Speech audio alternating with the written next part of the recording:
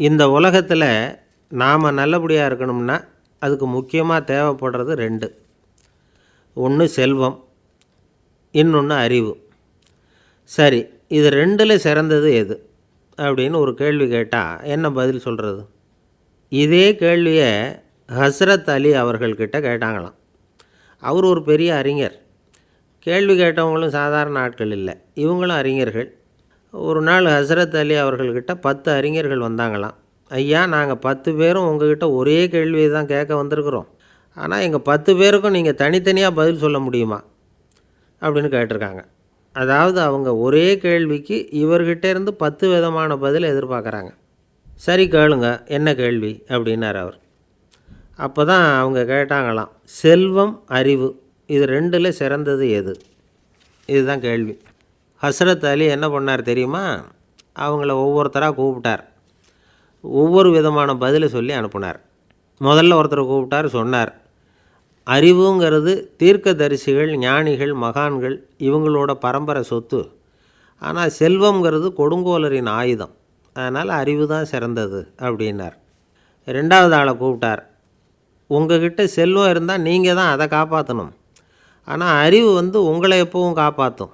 ஆகவே அறிவு தான் சிறந்தது அப்படின்னார். 3வது ஆளை கூப்பிட்டார். செல்வந்தனுக்கு எப்போதும் விரோதிகள் அதிகம், ஆனால் அறிஞனுக்கு நண்பர்கள் அதிகம். அதனால் அறிவு தான் சிறந்ததுன்னார். அடுத்தவரை கூப்பிட்டார். செல்வம் அடுத்தவங்களுக்கு கொடுக்க கொடுக்க குறையும், ஆனால் கல்விங்கிறது அதிகரிச்சுக்கிட்டே வரும், கொடுக்கறதுனால குறையாது. அதனால் அறிவு தான் சிறந்ததுன்னார். இன்னொருத்தரை கூப்பிட்டார். அறிவுள்ளவன் எப்பவும் அதை அடுத்தவங்களுக்கு வாரி வழங்கிக்கிட்டே இருப்பான். அதனால் அவங்ககிட்ட தாராளத்தன்மை இருக்கும். ஆனால் செல்வந்தன்கிட்ட கஞ்சத்தனம் தான் இருக்கும். அதனால் அறிவு தான் சிறந்ததுன்னார்.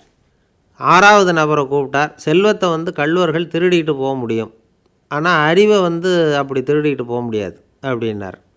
7வது நபரை கூப்பிட்டார். செல்வம் கால ஓட்டத்தில் அழிஞ்சிரும், ஆனால் அறிவை கால ஓட்டம் ஒன்றும் பண்ண முடியாது.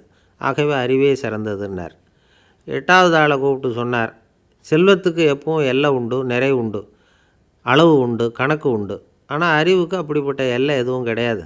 அதனால் அதுதான் சிறந்ததுன்னார். அடுத்தவனை கூப்பிட்டார். செல்வம் உள்ளத்தில் உள்ள ஒளியை போக்கிவிடும், இருட்டை உண்டாக்கிவிடும், விரிந்த மனப்பான்மையை குறுகலாக்கிவிடும். ஆனால் அறிவு அப்படி இல்லை, இருண்ட உள்ளத்தில் ஒளியை பாய்ச்சி அதை விசாலப்படுத்துது. அதுதான் சிறந்ததுன்னார்.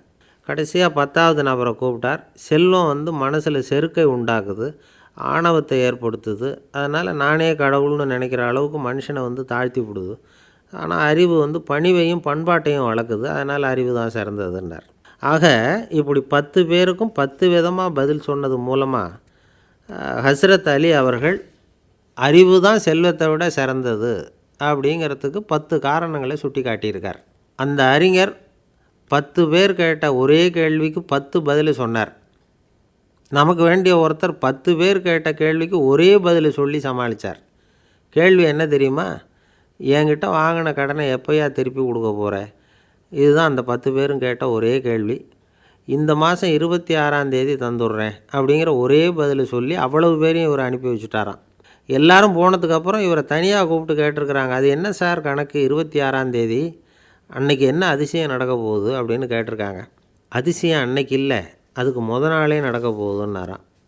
விவரமாக சொல்லுங்கன்றிருக்காங்க. வேறு ஒன்றும் இல்லைங்க, 26ஆம் தேதி தானே எல்லாரையும் வர சொல்லியிருக்கிறேன், அதுக்கு நாளே நான் புறப்பட்டு தலைமறைவாயிட போகிறேன் அப்படின்னாராம் ரொம்ப பெருமையாக.